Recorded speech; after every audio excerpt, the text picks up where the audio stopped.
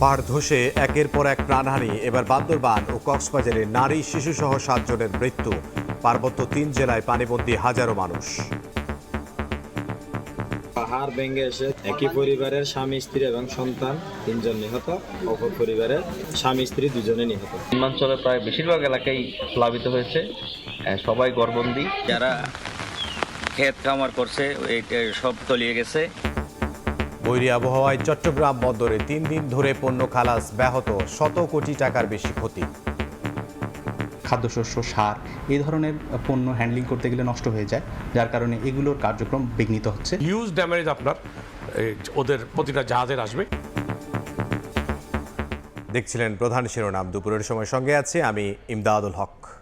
এবার অন্যান্য শীর্ষ সংবাদ। পাহাড় কাটা, বন উজাড়ের বিরুদ্ধে কঠোর অবস্থানে সরকার। বসবাস অযোগ্যের তালিকায় ঢাকার 3য় অবস্থান নিয়ে উদ্বেগ প্রধানমন্ত্রীর। পরিবেশ রক্ষা করেই উন্নয়নের আহ্বান। তত্ত্বাবধায়ক সরকার ব্যবস্থা ও গণভোটের বিধান ফেরার রায় আপিলেও বহাল। সংসদেই সুরাহা হবে নীতি নির্ধারণী বিষয়। নিরপেক্ষ সরকারের অধীনেই হবে আগামী নির্বাচন। ব্যক্তিগত গাড়ির চাপ নিয়ন্ত্রণে চালু হচ্ছে যানজট শুল্ক। ধার্য হবে করিডোর ভিত্তিক বিকল্প। শক্তিশালী গণপরিবহন ব্যবস্থা চালু না হলে মিলবে না সুফল, বলছেন বিশেষজ্ঞ। কারবালায় খামেনির শোকযাত্রায় মানুষের ঢল। মাশহাদে দাফন আজ। যুক্তরাষ্ট্র ইরান পাল্টাপাল্টি হামলা। বিশ্ববাজারে একদিনে জ্বালানি তেলের দাম বাড়ল 5%।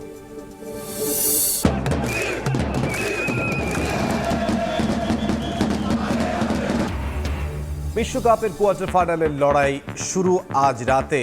অদম্য ফ্রান্সের সামনে লড়াকু মরক্কো। সেমির স্বপ্নে নেচে গিয়ে প্রিয় দলকে উজ্জীবিত করছেন সমর্থকরা।